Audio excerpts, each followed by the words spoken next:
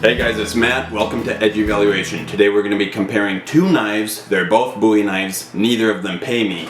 The first one is going to be the Szko. That is SZCO. SZCO 15-inch Bowie. This one is about $31.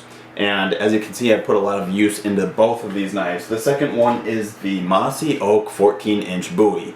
Mossy Oak being, in my opinion, one of the most underrated knife brands. They have so many great knives for cheap. It sounds like an advertisement. They don't pay me. I'm just sharing the knife company because I think they're great. So anyway, I'm going to be talking first about some things that are some peculiarities that a lot of people might notice and either like or dislike. So the first one that would stand out to me is on this Szko 15-inch Bowie. Oh yeah, by the way, the Mossy Oak Bowie is about 20 bucks. But on the Szko 15-inch Bowie, you're going to see where the grind here is, that this line is not exactly sharp, and it isn't even exactly 100% symmetrical. Like there's almost like some very small waves in there. Some very small waves. It almost looks like either it was handmade, or that, depending on how you want to see it, you might say it looks like cheap crap that was made somewhere that you just think it's horrible because it doesn't look mass produced like this one. The Mossy Oak 14-inch Bowie has a very sharp line here, and it looks like it's mass produced. So this one, it doesn't bother me at all because it reminds me of like an old time classic Bowie knife. That's what I'd probably say. This one has that more classic old time feel to it. Now, I've put these knives through a lot. So the handguard came loose. Handguards on all kinds of knives from all kinds of brands come loose, especially when you throw them at the tree like I have many times with this knife, and the handguard literally hits the tree first. I mean, unless it's welded, it's probably coming loose with that kind of use. Same thing with the handle. The scales are a little bit off just from hitting the tree. So this knife, I mean, you probably shouldn't be throwing either of them, but I've thrown both of them quite a few times, and they've been holding up pretty good. I mean, you're going to see the pins in this one are a little smaller, and so that would be the most three common complaints I'd probably say is, one, that the line on the grind is not perfectly symmetrical and sharp. Two, the handguard, if you're really using it a lot, may start to wiggle eventually. And then three, the scales here might not be aligned 100% perfectly. Mine got jacked up even more than normal just because I was throwing it, but even when you get out of the box, there might be like a little gap in between the scale and the handguard. That would probably be more likely than a misalignment. But none of that stuff really bothers me. To me, the important thing is the full tang, and they both have full tang, which is fantastic because I want to know, even if I do use this thing like my life depends on it out in the woods, I can just rip this crap off and tape around it, or even I just want the actual blade to stay in one piece. That's the main thing in my opinion. And I think a cowboy back in the old days would agree. The Bowie knife needs to be able to function more than it needs to look pretty. So anyway, that would be the Szko 15-inch Bowie. By the way, both of these knives sharpen up really nicely. They sharpen up fast and nicely. If you see my other video about 3CR, this is 3CR, but I'm telling you, it sharpens up super easy. I cut through the equivalent of a 2x4 and then cut some cardboard. No nicks on the blade here, on the edge here, and it was still paper cutting sharp afterwards, so that's pretty good. So I wouldn't say I wouldn't even worry about the 3CR at all. Plus, I've thrown it plenty of times. It's not like it's shattering in half. It's much sharper than butter. It does not dull after one cut or anything close to that. Check out that other video if you have any doubts about that. So this one, I mean, it's this, I mean, the thing that a lot of people, I can hear people complaining about is if you want a perfect showcase knife, probably neither of these are the knife that you're going to want, because you might have a little gap between the scale here. You might have the most smallest little misalignments.